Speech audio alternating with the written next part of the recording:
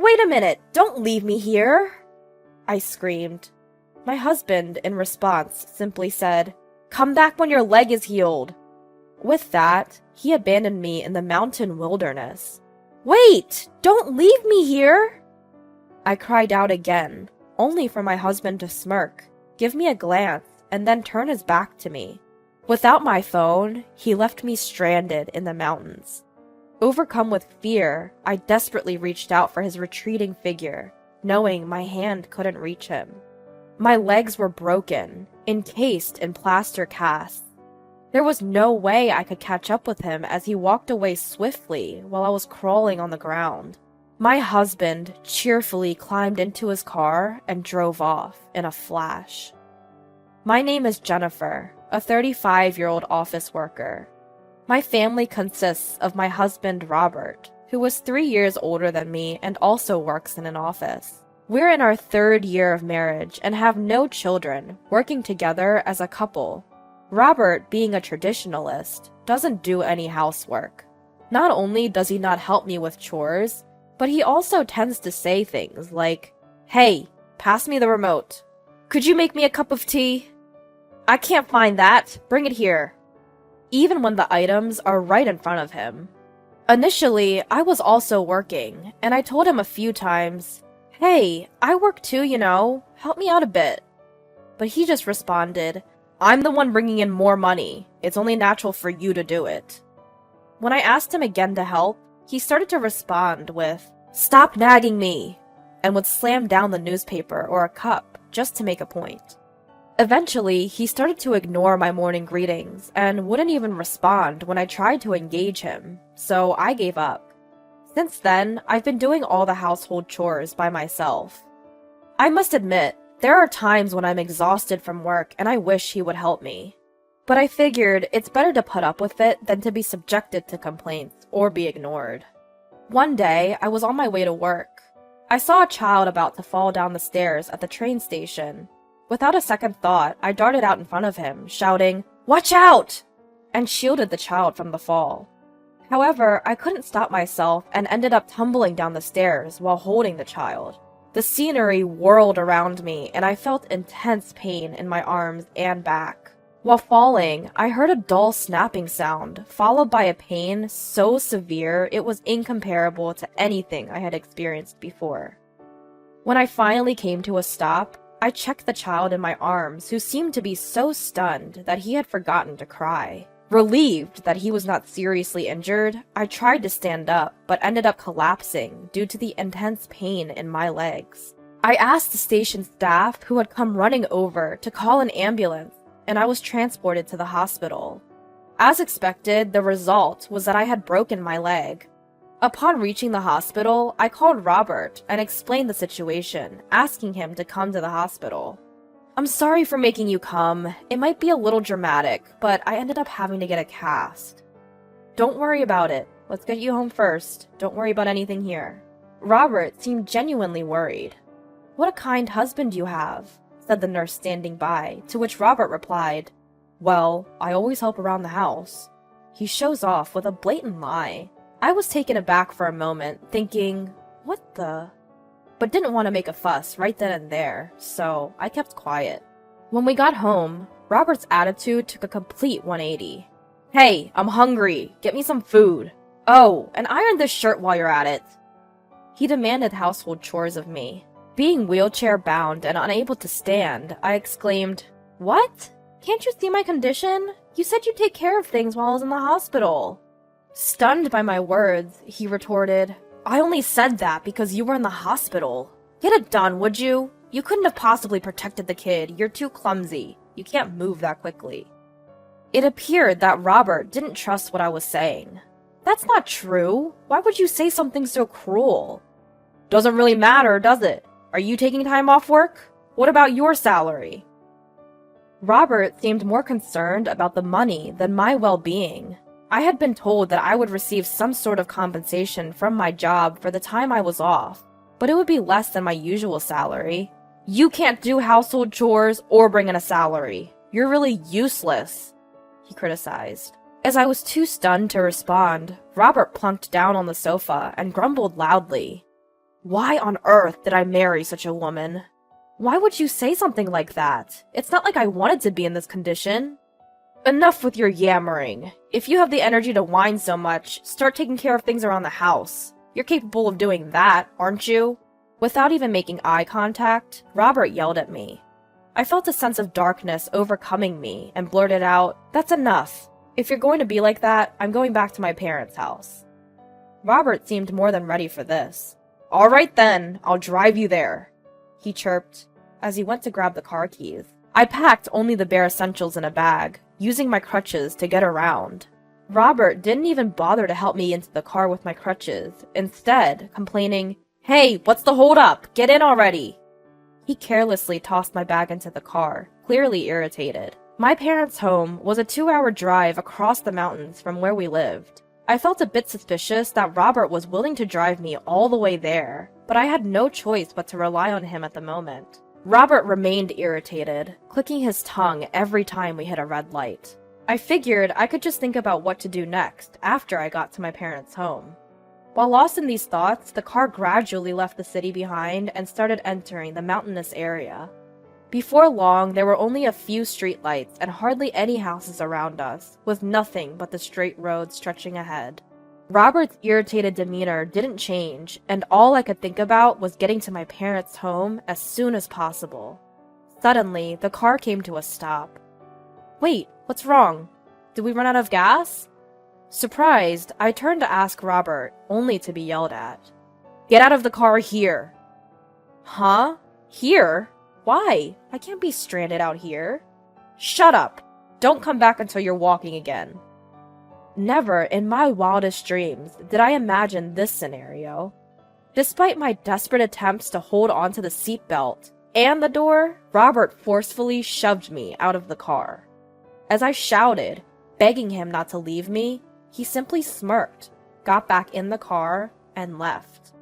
Unable to move, all I could do was cry out as loud as I could. But Robert made a U-turn, and the car soon disappeared back the way it came. He left me without my bag or my belongings. My phone was in my bag, so I had no way to contact anyone. It was evening when I left the house, and the surroundings were getting darker and darker. I was at my wit's end, unsure of what to do next. I had let my folks know I was coming home, but I had no idea if they would come looking for me. I began crawling, inching my way towards where there might be people. Soon, my breath hitched from the pain and exhaustion, and looking back, I could see I hadn't made much progress. Suddenly, I heard the light, rapid footsteps of someone approaching. A woman in jogging clothes came into view. When I desperately called out for help, she sped up and ran over. "What happened? What are you doing all alone here? And what's with the outfit?" Following her gaze to my leg, I saw the cast, dirty from dragging on the ground, and my clothes partially worn out from rubbing against the asphalt. Through tears, I explained my situation. The woman responded, "My home is just around the corner. I'll bring my car. Just wait here." She then removed her windbreaker and draped it over me. All I could do was express my gratitude and pray that she would return as I waited. True to her word, she was back in her car within about 5 minutes. "I'll take you to my place. Where do you live?" "Oh, but first, we should probably go to the hospital." Besides providing me shelter in her car, she even offered to drive me home. I suggested that we should go to my parents' house first, as they might be worried. She agreed. Her name was Patricia, and she was incredibly empathetic as I cried and told her my story. Her strong condemnation of what happened to me, saying it was inhumane and beyond forgiveness, gave me a sense of relief and caused even more tears to flow. We ended up bonding over our shared disdain for my husband, Robert, and before I knew it, we had arrived at my parents' place. "Thank you so much. Please, come in so I can express my gratitude properly." I invited her in to show my thanks. At first, she declined, saying she had work the next day. However, since I couldn't walk on my own, she helped me to the entrance of the house.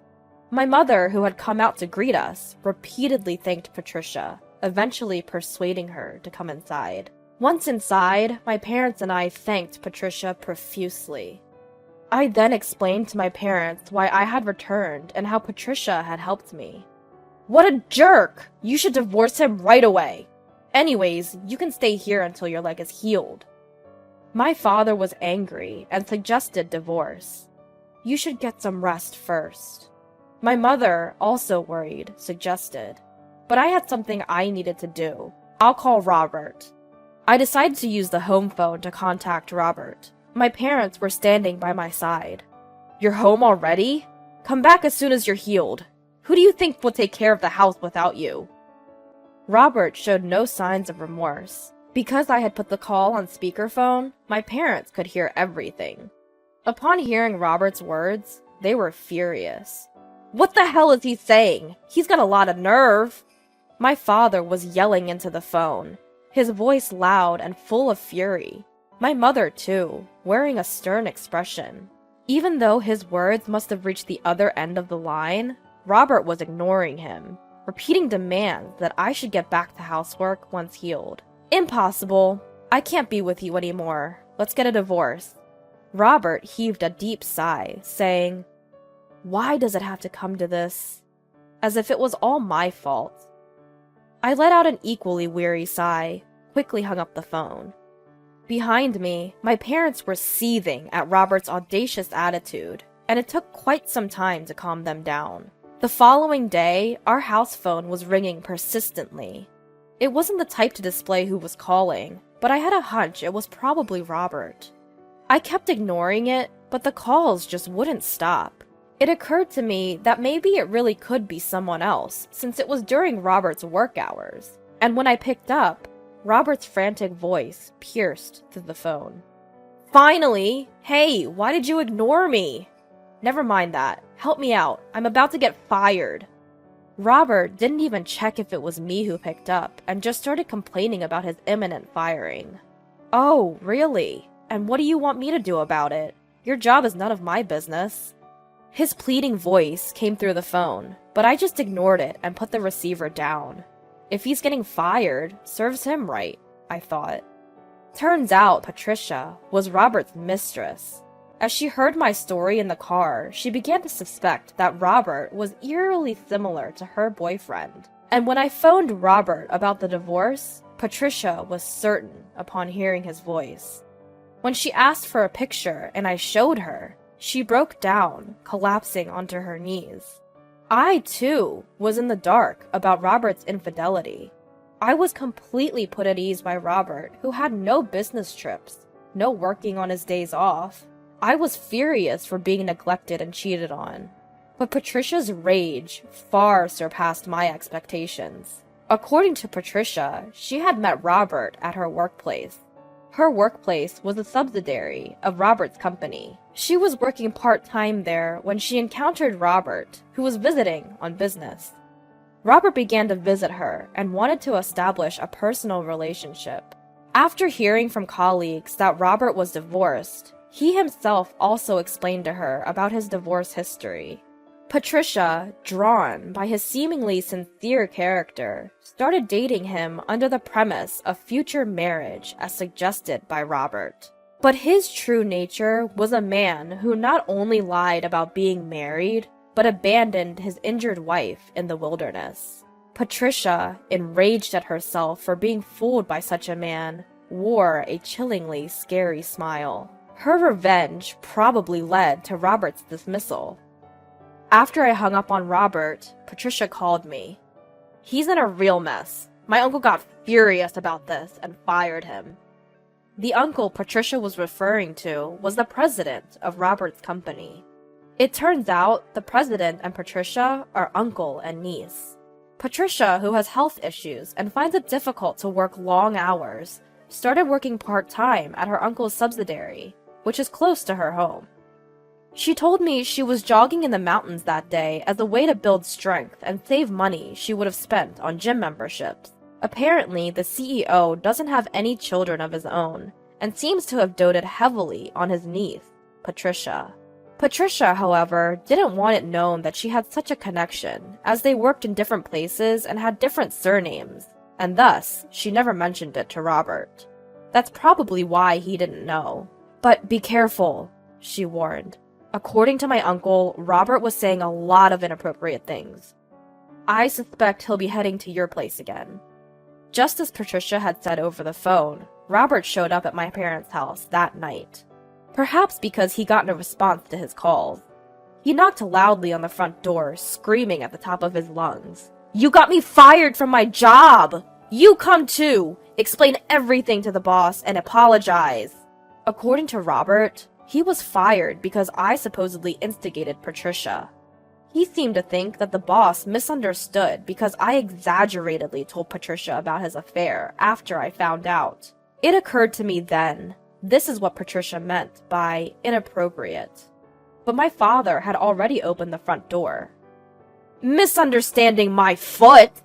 How dare you ask my daughter to apologize after you cheated on her? You got what you deserved. Now get out of here!" My father shoved Robert out of the doorway, took a glance at him groveling and begging for forgiveness, and slammed the door shut, locking it. Yet, we could still hear him causing a ruckus outside, so I spoke to Robert through the intercom. "Let me clarify something since you still don't get it. You think you got fired because you laid hands on the boss's niece? You should know better. The boss had explained everything, from A to Z." From the CEO's perspective, this incident was seen as an employee from the parent company deceived an employee from the subsidiary company into an extramarital affair.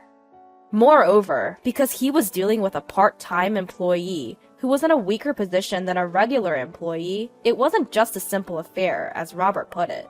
There isn't a CEO who would overlook such a bad example of a parent company taking advantage of a subsidiary. Even though the CEO himself had scolded Robert countless times, Robert still thought it was just about his affair. The affair just happened to be with the boss's niece this time, but it would have been a sackable offense no matter who the other party was. If you just explained that you didn't have an affair, don't you realize how absurd that sounds? If you don't want to get arrested on top of being fired, just go home. As for the divorce, get ready to deal with a lawyer. Only then did Robert fall silent. Finally, peace returned to my parents' home. After that, I hired a lawyer and divorced him. Furthermore, after consulting with Patricia, the two of us decided to sue Robert for damages. I sued Robert for the pain and suffering of being cheated on, and Patricia sued him for the pain and suffering of being deceived into a relationship under the pretense that he was single. Robert, who was fired for disciplinary reasons and therefore had no severance pay, turned to his parents for help. But as soon as I decided to get a divorce due to this incident, I had already called Robert's parents. Upon learning this, Robert's parents were furious and refused to lend him any money. However, since he couldn't afford to pay the damages without their help, they decided to make him work at a company they knew. At that company, Robert was at the very bottom of the hierarchy, and he couldn't look down on people as he used to, thinking he was from a parent company or a subsidiary. Moreover, the reason why he was working there was well known, and he was made to work like a horse while being looked down upon every day. However, from Patricia and I's point of view, we don't care where the money comes from, as long as the alimony is paid. And we are not interested in how Robert is treated. After that, my fracture healed, and I got along well with Patricia as friends. The combined damages from the two of us amounted to a decent sum, so we were planning to go on a trip next time.